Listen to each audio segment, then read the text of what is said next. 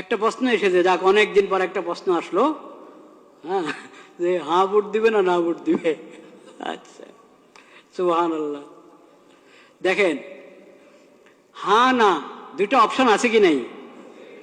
Option যখন দুইটা আছে, এখন সবাই তো বলছে, সরকারও চাচ্ছে হাতে ভোট দেওয়া হোক, হাতে ভোট দিলে দেশের ফায়দা হবে, নাতে ভোট দিলে দেশের উন্নতি বাধাগ্রস্ত হবে।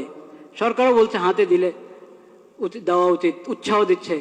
অনেক দলকে দিয়ে বলানো হচ্ছে, বা অনেক দল নিজেরাও স্বতঃস্ফূর্ত বলছে হাতে ভোট দেওয়া হোক। কিন্তু অপশন যখন দুইটা আছে, এর মানে নাতে ভোট দেওয়ার অধিকার আছে কি নাই?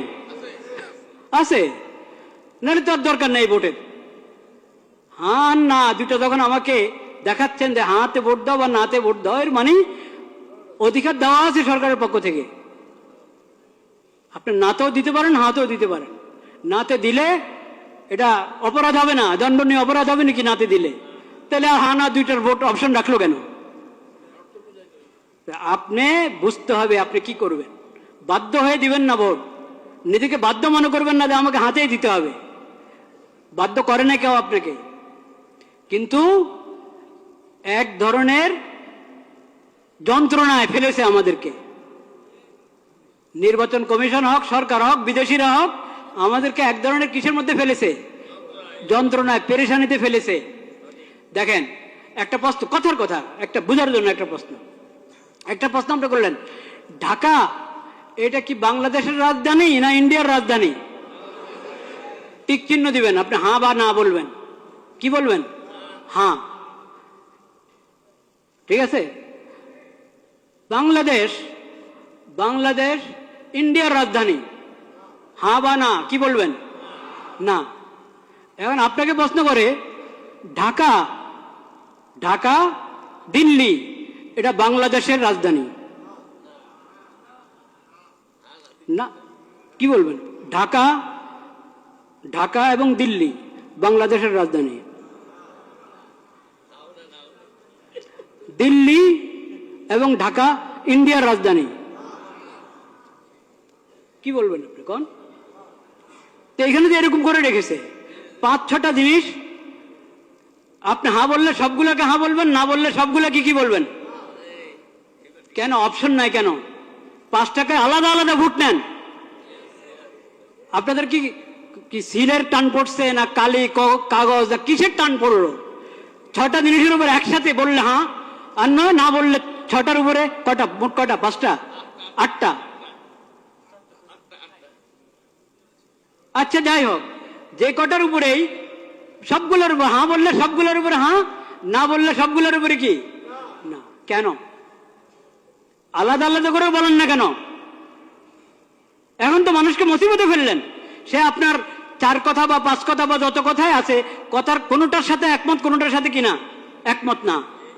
আলাদা আলাদা থাকলে সে আলাদা আলাদা উত্তর দিত, একটাতে দিত হ্যাঁ, একটাতে দিত না। এখন আপনি তাকে বাধ্য করলেন, হ্যাঁ বললে সবগুলোর উপরে বলো, না বললে সবগুলোর উপরে বলো। আমি তো সবগুলোর উপরে হ্যাঁ বলতে পারছি না, আমি তো সবগুলোর উপরে নাও বলতে পারছি না। কেন আমাকে বাধ্য করা হলো?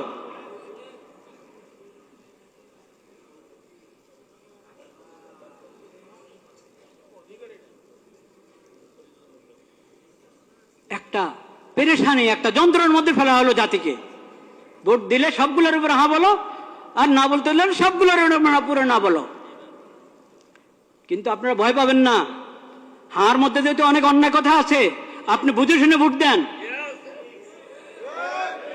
এই কথা কখনো ভাববেন না, এসব প্রতারণাতে আসবেন না যে নাতে ভোট দিলে দেশের উন্নতি রুখে যাবে, দেশের উন্নতি বাধাগ্রস্ত হবে, কখনো না। দেশের কিসমত যদি ভালো হয়, জনগণের কিসমত যদি ভালো হয়, শাসকদের যদি নিয়ত ভালো হয়, তাহলে না ভোট, সবাই নার মধ্যে ভোট দিলেও দেশের উন্নতি চলতে থাকবে ইনশাআল্লাহ। আর যদি নিয়ত ভালো না থাকে, কিসমতও ভালো না, নিয়তও ভালো না, এমন যদি হয়, তো সবাই হাতে ভোট দাও, কাজ হবে না, কাজ হবে না। ভোট একটা আমানত, ভোট একটা আমানত, এটাকে বুঝে শুনে ব্যবহার করেন। এটা অধিকার, এই অধিকার, ভোটের অধিকার একটা আমানত, এই অধিকারকে বুঝে শুনে ব্যবহার করেন, চিন্তা ফিকির করেন আল্লাহর কাছে দোয়া করেন, আল্লাহ আমি যাতে সঠিক ভোট দিতে পারি সেই তৌফিক আমাকে দান করেন। এটা তামাশার বিষয় না। প্রতারিত হয়ে বাধ্য হয়ে ভোট দিবেন না, লোভে পড়ে ভোট দিবেন না, চিন্তা ভাবনা করে, এবং এটার জন্য দোয়া দুরূদ পড়েন, সালাতুল হাজত পড়েন, অভিজ্ঞদের সাথে মশওয়ারা করেন, নেককার দিনদার মানুষের সাথে মশওয়ারা করেন। শুধু নামের ভিত্তিতে আপনি ভোট দিলে হবে? শুধু মার্কার ভিত্তিতে ভোট দিলে হবে? শুধু মনোগ্রাম দেখে ভোট দিলে হবে?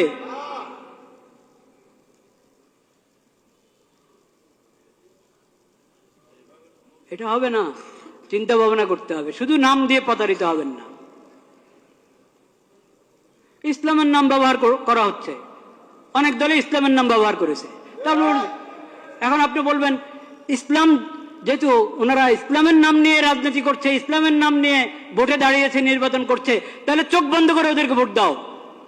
এই কথা বলার সুযোগ নাই, এই কথা বলার সুযোগ নাই। কারণ ইসলামের নাম ব্যবহার করছি আমি, আমার দলের মধ্যে ইসলামের নাম আছে,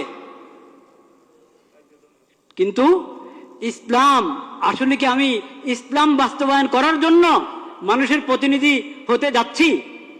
ভোট যে মানুষের কাছে চাচ্ছি ইসলামের প্রতিনিধিত্ব করার জন্য সংসদে গিয়ে, সেটা আমি আমার নিয়ত আছে কিনা, বা আমি পারবো কিনা, বা আমি দল হিসাবে ইসলামের সঠিক ব্যাখ্যা গ্রহণ করি কিনা, ও সব কিছু দেখার আছে।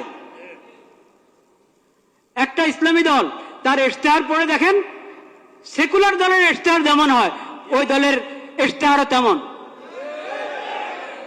ওই ইশতেহার তো বড় কিছু না, আসলে ইশতেহার তো আসলে বড় কিছু না যে শুধু ইশতেহার দেখেই কাউকে ভোট দেওয়া যায়। কিন্তু তারপরেও এটার কিছু না কিছু মূল্য তো আছে, নাহলে সবাই ইশতেহার ছাপে কেন? তো ইশতেহার, আমি ইসলামের কথা বলি কিন্তু আমার ইশতেহার পুরা একটা সেকুলার দলের ইশতেহার মতো মনে হবে আগাগোড়া পড়লে। তো এই জন্য আমি বলছি শুধু ইসলামের নাম, এই কারণে চোখ বন্ধ করে ভোট দিবেন না। আর দলের মধ্যে ইসলামের নাম নাই, শুধু এই কারণেই তাকে বলবেন না যে এর ভোট দেওয়াই যাবে না। এখানে বিবেচনার অনেক কিছু আছে। এটা তো দুঃখের বিষয় যে আমরা, আমাদের কাছে ইসলামী খেলাফত ব্যবস্থা নাই। ইসলামী খেলাফত ব্যবস্থা কায়েম করার জন্য কেউ উঠে দাঁড়াচ্ছে না।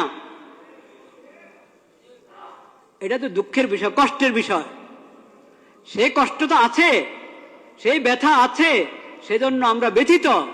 কিন্তু এখন যারা যারা এই মানবিক দেশ, নিরাপদ দেশ এবং মানবিক দেশ গড়ার জন্য যাচ্ছে, তারা মানবতা কি দিয়ে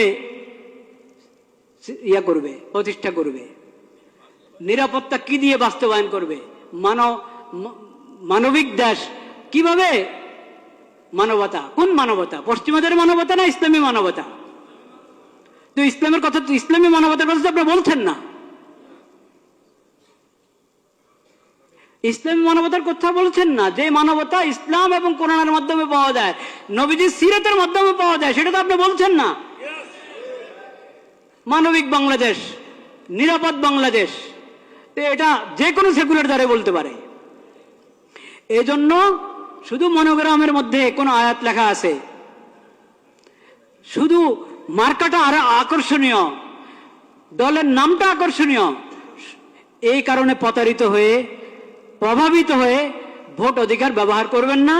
ভোট অধিকার ব্যবহার করতে হলে আপনাকে অনেক চিন্তা ভাবনা করতে হবে, অনেক দোয়া করতে হবে আল্লাহ দরবারে, আল্লাহ আমাকে সঠিক ফয়সালা করার তৌফিক দান করো।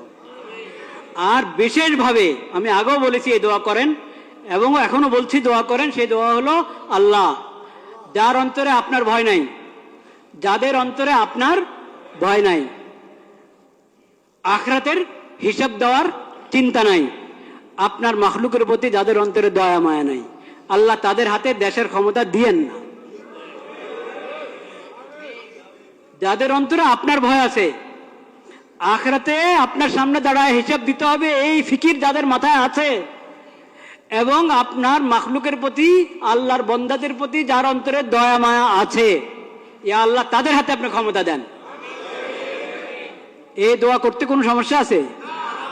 কোনো দলের নামে নিলাম না আমি, কারণ আমার আল্লাহ সবচেয়ে বেশি জানেন, বাস্তব কথা আল্লাহ জানেন কার হাতে ক্ষমতা গেলে তারা উম্মতের জন্য, আল্লাহর বান্দাদের জন্য, দেশের জন্য কল্যাণকামী হবে, এটা আল্লাহ সবচেয়ে কি জানেন, ভালো জানেন। আল্লাহর হাওলা করে দিলাম, আল্লাহ তাদের হাতে দেন যারা আখিরাতমুখী, আখিরাতের ফিকির আছে, আপনার ভয় আছে তাদের অন্তরে, আপনার মাখলুকের প্রতি যাদের অন্তরে দয়া মায়া আছে তাদের হাতে ক্ষমতা দেন। যারা আপনার ভয়ও তাদের অন্তরে নাই, আখিরাতে আল্লাহ আপনার সামনে দাঁড়া হিসাব দিতে হবে এই ফিকিরও তাদের নাই, আপনার মাখলুকের প্রতি দয়া মায়াও নাই, হ্যাঁ, ইয়া আল্লাহ তাদেরকে আপনি ক্ষমতা দিয়েন না।